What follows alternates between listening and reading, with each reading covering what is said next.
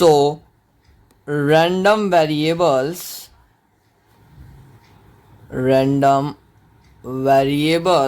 are the functions, or for simplicity you can say that random variables are the ways to map the outcomes of a random experiment or you can say outcome of an event to the real numbers.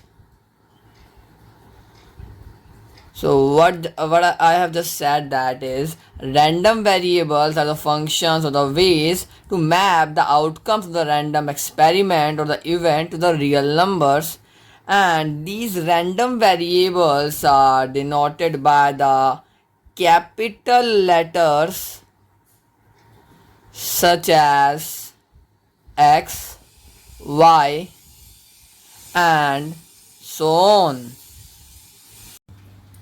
So if I will take an example to explain this definition of a random variable, so let's consider an example of tossing a coin. So when you will toss a coin, then the outcomes that you will have will be head or tail. And if I will say that there is a random variable x which maps the outcome of this event to a real number, then I can say that, for example, let us take two numbers 1 and 0, where x is equal to 1 represent the outcome head and x is equal to 0 represent the outcome tail. That is, x is equal to 1 represent the outcome head and x is equal to 0 represent the outcome tail. Now you can consider any number here. I have considered 1 and 0. You can consider even, let us say, 9 for the head and 8 for the tail. Now these numbers are your choice and this depends on the requirement of the situation for which you are considering this random variable. And if I will take another example to crystal clear this concept, then consider an example of tossing the same coin, but this time we will toss this coin twice. Now the outcomes that you can have will be head tail, head, that is tail on the first coin, head on the second coin, and the fourth outcome that you can have is tail. Now if I will say that y is a random variable that counts the number of heads and the outcome. Now you can see that in the outcomes the number of head is 2, and in these two outcomes the number of head is 1, and in this particular outcome the number of head is 0. So you can say that y can take the value 0 for this outcome tail, and y can take the value 1 for these two particular outcome th, and y can take the value 2 for this outcome. Now as I've told you that y is the random variable that counts the number of heads in the outcome. So y is equal to 0 mean that the number of head in the outcome is 0, that is this outcome. And y is equal to 1 means that the number of heads in the outcome is 1, that in these two outcomes the number of head count is 1. And y is equal to 2 means that the number of heads in the outcome is 2, that you can see in this particular outcome. Now in these two examples we have seen that how a random variable maps the outcomes to the real numbers. Now let us discuss that what is the range space of the random variables. So the range space of the random variable is nothing but the values that a random variable can take.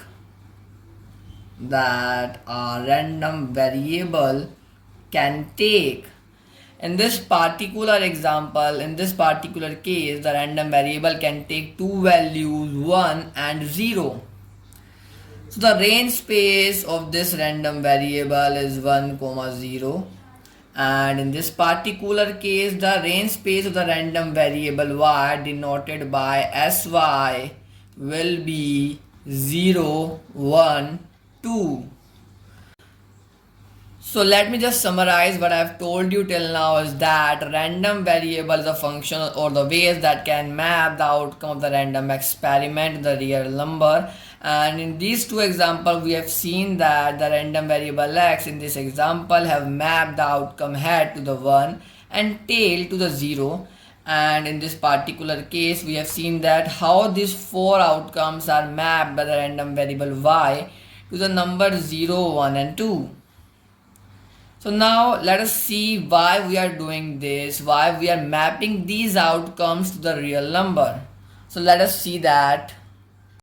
So the usefulness and the requirement of the random variable is that once we have quantified an outcome of the event, that once we have mapped that outcome to the real number, then we can use some mathematical notations and perform some mathematical operations on the outcome itself. And we will see this when we will go deeper in the probability.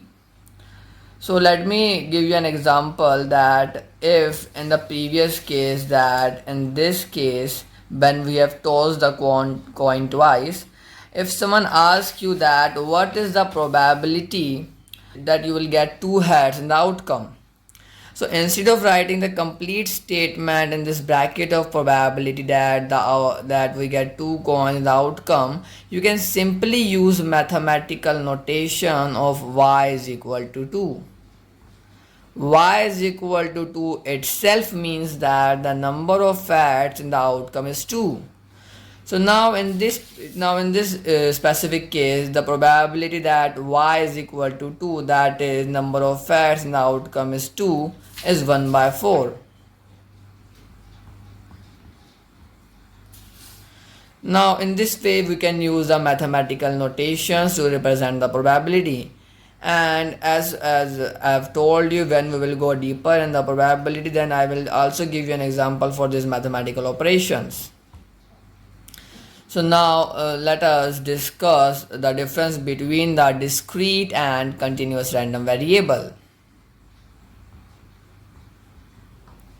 So this is discrete random variable, and here we will discuss continuous random variable.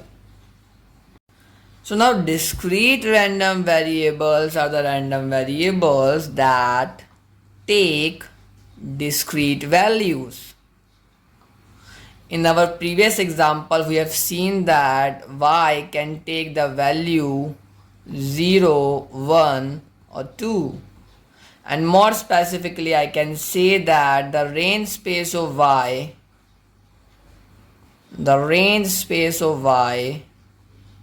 that is sy, is 0, 1 and 2. Now you can see that 0, 1 and 2 are the discrete values. Y cannot take any value between 0 and 2 other than 0, 1 and 2. That is, if I will explain you with the graph, if I will plot the graph of probability and the values of random variable y, then y can take the value 0, y can take the value 1, y can take the value 2. Now probability that y is equal to 0, if I will be considering our previous example, in this case you can see that there is only one outcome for y is equal to 0. So probability that y is equal to 0 is 1 by 4. Is 1 by 4. For y is equal to 0, the probability is 1 by 4. And now for y is equal to 1, the probability is 2 by 4, since there are two outcomes. It's 2 by 4. Now the probability that py is equal to 2, we have already seen that it is equal to 1 by 4. Now you can see that in this plane there are only 3 discrete points. Y cannot take any other real number between 0 and 1, any other real number between 1 and 2. For example, y cannot be equal to 0.2, it cannot be equal to 0.3, 0.25 or any real number between the range, between the interval 0 and 2 that you can think. It can only take 3 discrete values between 0 and 2 interval, that is 0, 1 and 2.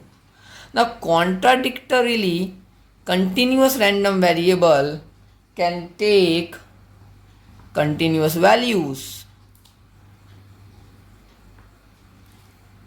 So for example, if I will change this, if I will say that there is some random variable z which is a continuous random variable in the range 0, 2, then it means that z can take any real number value between 0 and 2 that you can think.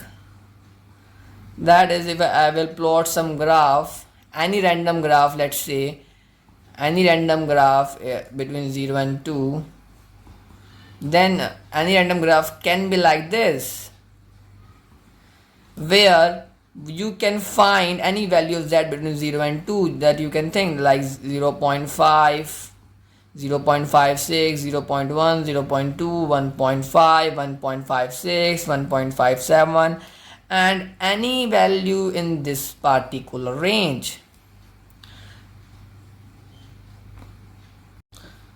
So the previous two example of tossing coin and tossing coin twice, here both these example are the example of discrete random variables, because here x can take the value 1 and 0 only, and in this example the x can take value 0, 1 and 2. Sorry, y can take value 0, 1 and 2. So if I will give you an example, if a practical example of continuous random variable, then you can take an example of the random variable which measures height of the students in the college, considering that the number of students n in that college, let us denote the number of students with the variable n. The number of students n in that college are very large, such that the height of the students can take any real value that you can think in any specific range, or you can say in this hypothetical college all the students have the height in the range 5, 6. Then since this is a continuous random variable, and if you have said that the interval is 5 to 6, then you mean to say that the random variable can take any value between 5 and 6 interval. That is, if I will plot this on the number line, then all the real numbers between 5 and 6 can be the height of the students. Now I hope that the difference between discrete random variable and continuous random variable is clear to you. In the upcoming lecture we will discuss the different type of discrete and continuous random variable, like Bernoulli random variable, exponential random variable, and so on. And we will also discuss about PMFs, PDFs and CDFs and many more things. So see you in the next lecture.